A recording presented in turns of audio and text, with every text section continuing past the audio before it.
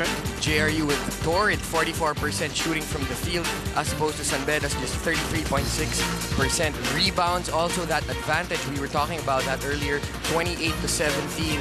Assists, JRU moving the ball much better, and San Beda just clearly and blatantly frustrated on the offensive end. And well, the blocks, just that glimmer of hope from that ugly first half. And I think if you're Frankie Lim, you got to be a bit happy being down by just 11, while of course at the same time scornful of the fact that your boys have not played to their potential.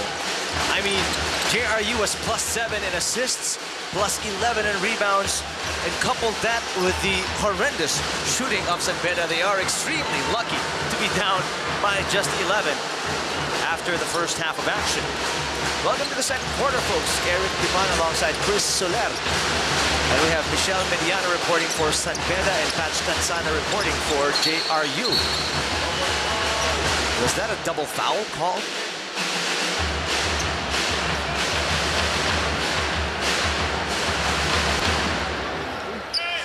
Double foul, I believe. Number 20, Alex. Number 20 is... Yes, it is. Almario of JRU and Pascual of San Beda were called a foul each, a personal foul each. May pahabol pa kasi yung dalawa kaya nahuli. NJ kicks it out. One on the shot clock. I don't think that's going to count. That will not count even if it went in. 24-second shot clock violation against JRU. And, you know, it's a different defensive-looking or defensive-minded San Beda stepping out onto the court here in the third quarter. And a great sign of them stepping up is forcing that turnover against JRU. Well, San Beda has stuck to its game plan by shuffling defenses in the first half. However, the problem really remained execution. And even in that play, Sudan Daniel doesn't have the range to hit that kind of a shot. A miss on the other side, though, by San Beda. And Kabigting falls hard on the floor, and a blocking foul will be called on Kyle Pascual. Kyle Pascual, his third. That's his third personal foul. Take a look here. That bit of hesitation allowed Kabigting to find an opening down the baseline and pick up that foul by Pascual. The Heavy Bombers have stayed aggressive. They've remained that way. They are penetrating and finding those seams. And really, it's very difficult to believe and even to understand how a team like San Beda can fall asleep defensively so as to cause or create those seams for JRU to penetrate, because they're just so lanky and so big. It's just a little extension of one's arms, or if you're a Red Lion, and you can take up a lot of space. 41-28 is the JRU advantage. Lanete going left, goes inside the paint. Awkward looking shot right there against the defense of JRU. And that wasn't even close. Here's NJ looking for some help. Open at the corner. And Kabigting rattles it in. 12 points for Kabigting, leading all Heavy Bombers, followed by Etame with 9 points. 44-28, JRU on top. Look at NJ here, head up looking for an open teammate, and he finds Kabigting in the corner for that huge three on our Axe Twist slow-mo from Axe Twist, the fragrance that changes. And now, JRU has put up their biggest lead of the game at 16 big markers against San Beda Red Lions. High pick right there by Daniel.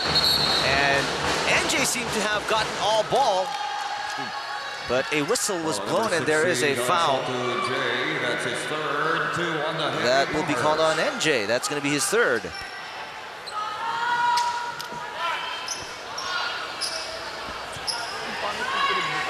Two minutes gone by here in the third quarter.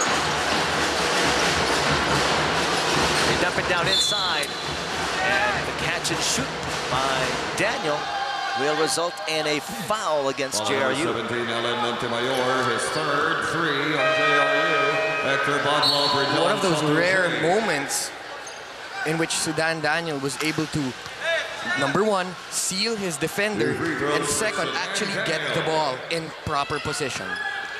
Daniel will shoot the free throws, and let's find out what happened in the huddle of San Beda during the half as we send it courtside to Michelle Mediana.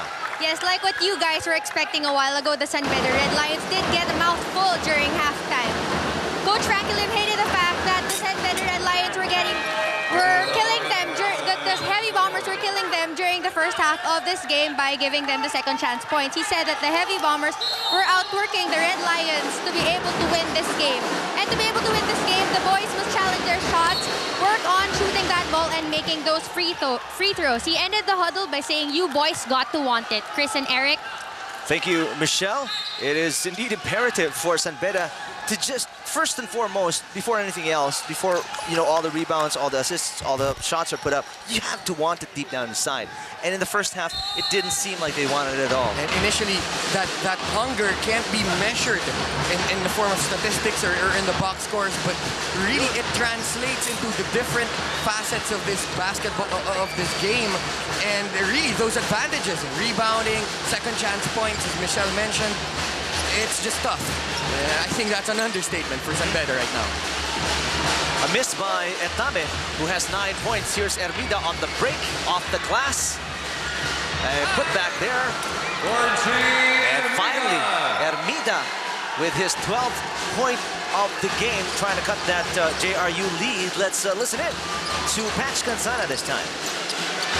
JRU is in the lead. There was no room to relax in the dugout. As coach said, sigurado babawi ang San Beda sa atin ngayon. Well, defensively, the coaches were satisfied with their performance and they contested their passes and the shots of San Beda. And he told Jonathan specifically to go out there and intimidate your opponent. No pushing, just show yourself, show how big you are. Offensively, never get carried by their press. Dribble yourself away from the trap and you gotta start making things happen. Eric and Chris. Thank you, Patch. Smart move by Borgi Hermida on the break. Really lead into Etame, was it? And picked up the Etame foul. Joe Etame was not in position, and Hermida, being the fifth-year player that he is, just recognizing that on the break.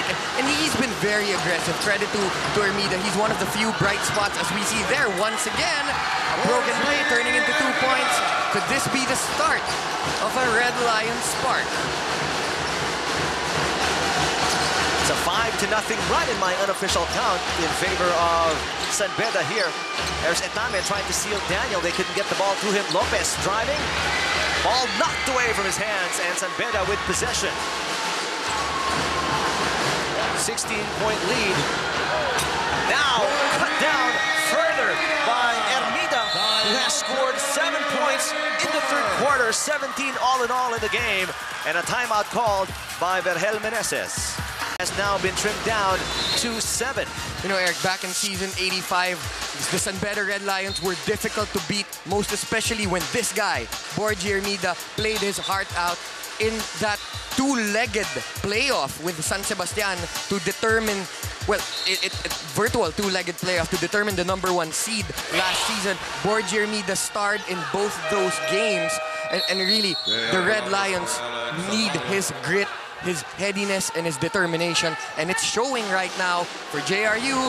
Gotta be a little worried. Let's see what JRU has up their sleeve after that timeout called by Vergel Meneses to settle things down for the Heavy Bombers. San Beda has never led in this game against JRU so far. In Semerad guarding Ulangis. Quick feet by the big man, Semerad. Kick out, and Butterfingers for Kabigting. Turnover for JRU. Credit to the San Beda Red Lions. Big men there. When John Lopez got the ball in the paint, walang sundot. Just put your hands up. You have the height advantage over John Lopez, a relative height advantage. Just put your hands up and play honest to goodness defense. Paid off right there. High pick by Daniel. Shot from the outside by Pascual. 4 points for the big man, but more importantly, just a 5-point deficit for San Beda. Kabigting will try to redeem himself. The dish, kick out to Badua for three. Yes!